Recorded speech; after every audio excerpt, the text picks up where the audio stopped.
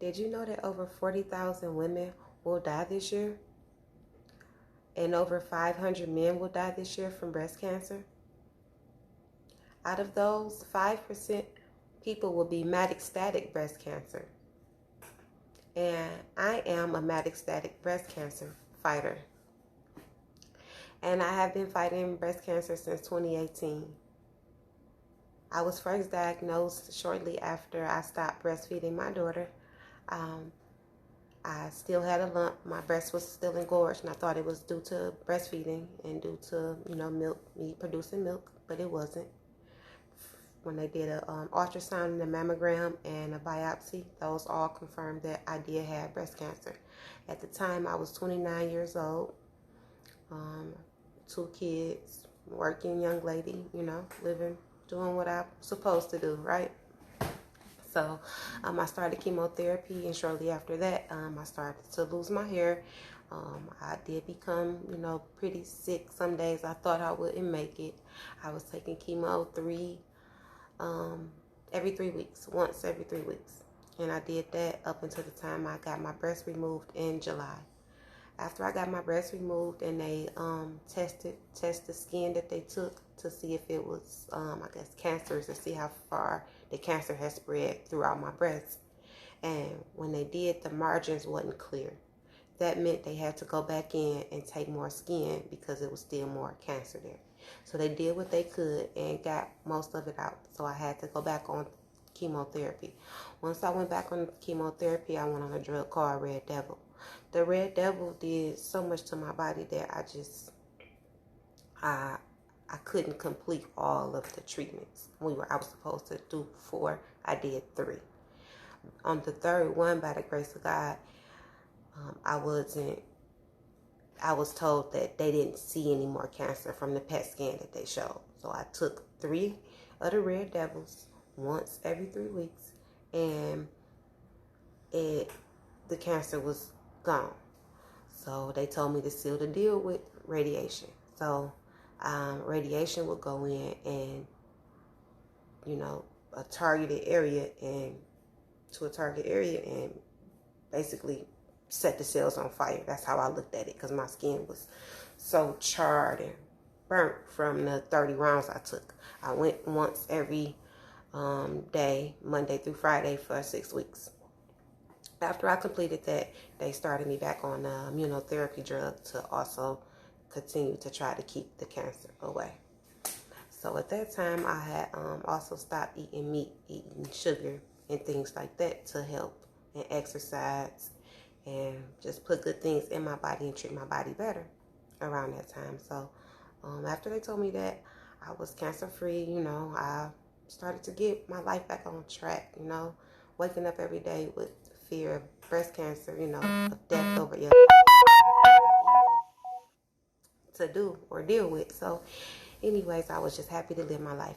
And then fast forward from January, from when I ended radiation, started the new drug. I found out I had stage 4 breast cancer in July of 2019, and that rocked my world.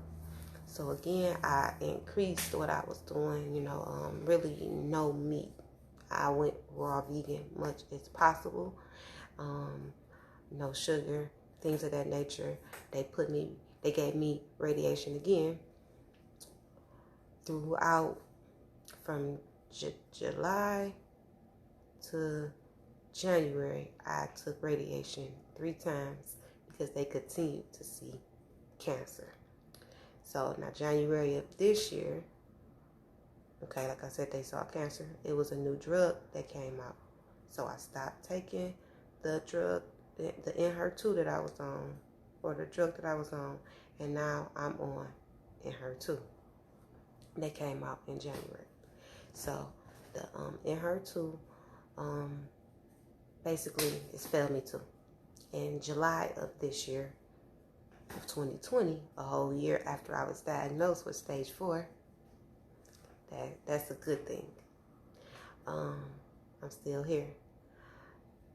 In July of 2020 of this year, they still see cancer, but it's no radiation that they can give me this, I'm on the latest drug that came out in January. So now I'll take a PET scan next on the 17th of November, and we'll see the activity of the disease then. But I'm here today because I need your help.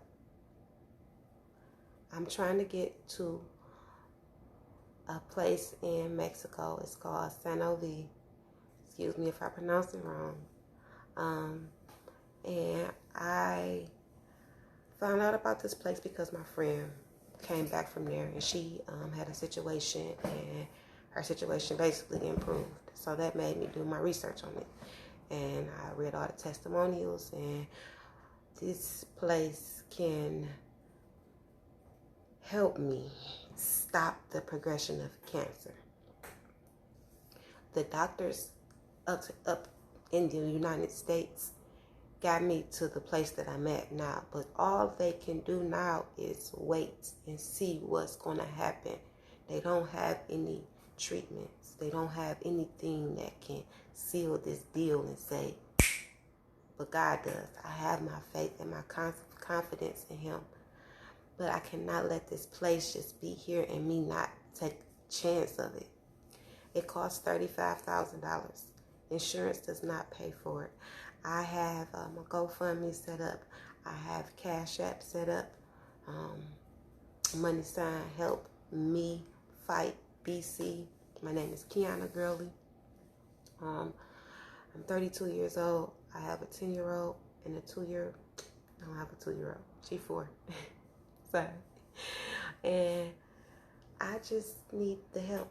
I have my child's father. We've been together for 6 years, and he's working, doing the best he can to help and support me.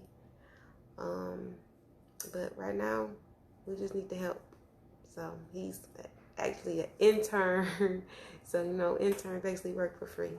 Intern at Super Sound. So just know that I am trying my best to raise the money on my end. I've done fundraisers. I sell shirts, self-love. I have all different kinds. I'm open to doing anything legal and beneficial to reach my goal.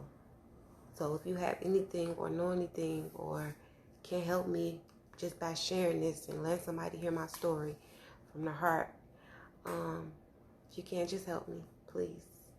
I really need to get to this place. Oh, San Jose, the good things about this place is going to do like a cell rejuvenation, take my cells out, inject them, put them back in, help me with meditation, help me with my diet, run tests over here that they don't run tests over there that they don't run over here. They don't even consider, because it's probably a waste of time right now to them, because some doctors just believe in evidence.